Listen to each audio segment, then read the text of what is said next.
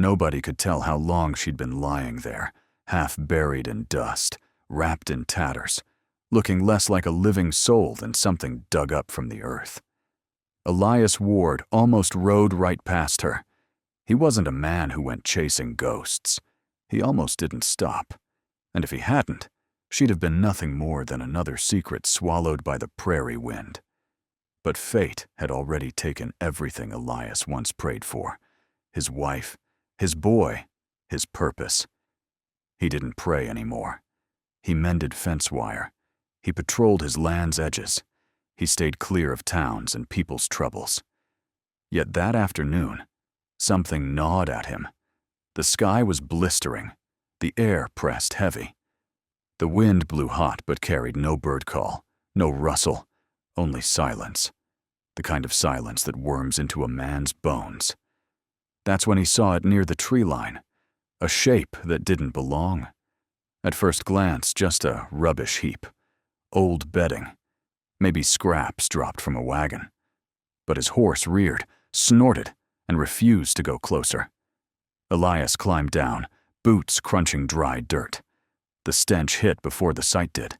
Sweat, blood, and something sour rotting in the heat. Then it shifted. A twitch, a faint whimper. He crouched, revolver in one hand, the other lifting a corner of ragged cloth. Beneath it, curled, trembling, was a girl.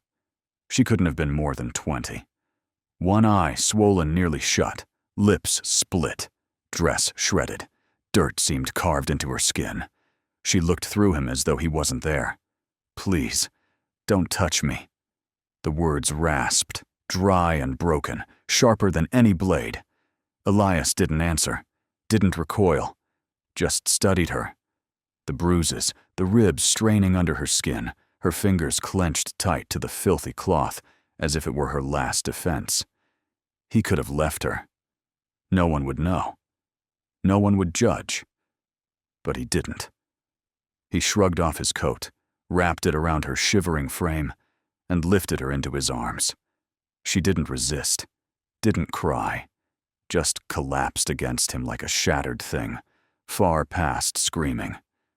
The ride back to his cabin was silent, but for creaking leather and a crow's distant caw. Yet inside that silence, Elias felt something stir, something he thought had been buried with his family. That first night, he asked her nothing. Not her name, not her story. He laid her on a cot in the back room, the one that once smelled of biscuits and lavender, now only of dust. He set a lantern by the door, left bread and water on the table, then closed the door softly. Morning came, the food untouched, water barely sipped. She hadn't moved, still clutching the blanket like a shield, eyes wide to the ceiling. Elias didn't press. He cooked eggs, ate in silence, left the rest covered on the stove. Second night, nothing. Third morning, one sip of water, a flicker of life, a coal catching light. Elias wasn't a man of words anymore, but he dug his old harmonica from a drawer, used to play for his boy, quiet tunes by the fire. That night, he played again. Low, unsteady. She didn't move, but her breathing steadied. Her hand twitched just barely. When the tune faded, her eyes closed, for the first time. Next day, she ate half a biscuit. When he brought fresh water, she looked at him. Not long, not kind, but without flinching. A start. Then came the words that changed everything. Her voice was gravel, almost a whisper. They were hunting animals, but they caught me instead. 7 words, but they carried the weight of hell. Elias didn't ask more. He didn't need to. He had seen what men were capable of. That same week, signs appeared.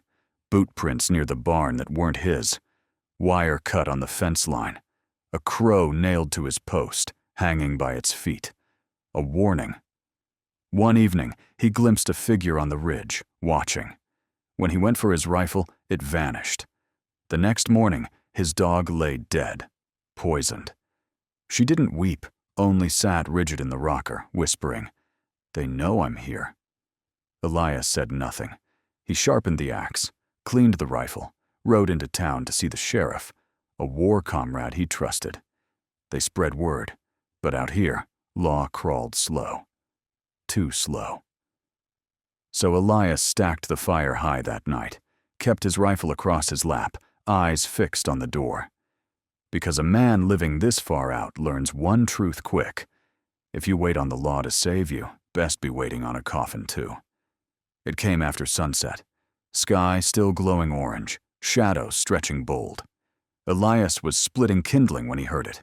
3 horses, hooves slow, deliberate. They appeared, riders tall in the saddle, faces hard. No greeting, no bluff, just hunger in their eyes. The leader spat, pointed. "We're here for what's ours." Inside, she heard the boots on the porch, the door creak. She didn't scream. She didn't hide. She reached for the shotgun Elias had shown her how to hold, how to brace. The door swung. A man swaggered inside. She fired. The blast dropped him cold. Outside, the others froze. That's when Elias struck. He came from the side, axe biting deep before the second man could even dismount. The third turned to flee, but a bullet from Elias's revolver tore into his leg, dropping him. When the smoke cleared, 1 dead, 1 broken, 1 writhing. Elias bound them, dragged them behind the cabin, then rode into town by dawn. The sheriff took them without a word, only a nod. Days later, wanted posters came down. 3 names marked captured. Justice out here didn't ride a white horse. Sometimes it sat on a porch, shotgun in hand. The cabin grew quiet again. But this time, it was a living quiet, the kind you could breathe easy in. She began to change, cooking small meals, dusting shelves, putting wildflowers by the window. She still never spoke of what had been done to her, and Elias never asked. But one night, as the fire popped low, she sat beside him, hair washed, bruises fading, and smiled. Not forced, not polite. A smile real enough to make the world pause. "You didn't save me," she said. "You just stayed." That was enough. Weeks rolled into months. Folks in town started calling her Mara Ward, though no preacher ever said the words. Didn't matter.